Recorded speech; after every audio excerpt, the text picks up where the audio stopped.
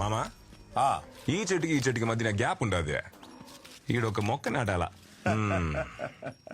ఇప్పటిదాకా నువ్వు నాటిన మొక్కలకి నీకు డాక్టరేట్ ఇయ్యాలి గురు.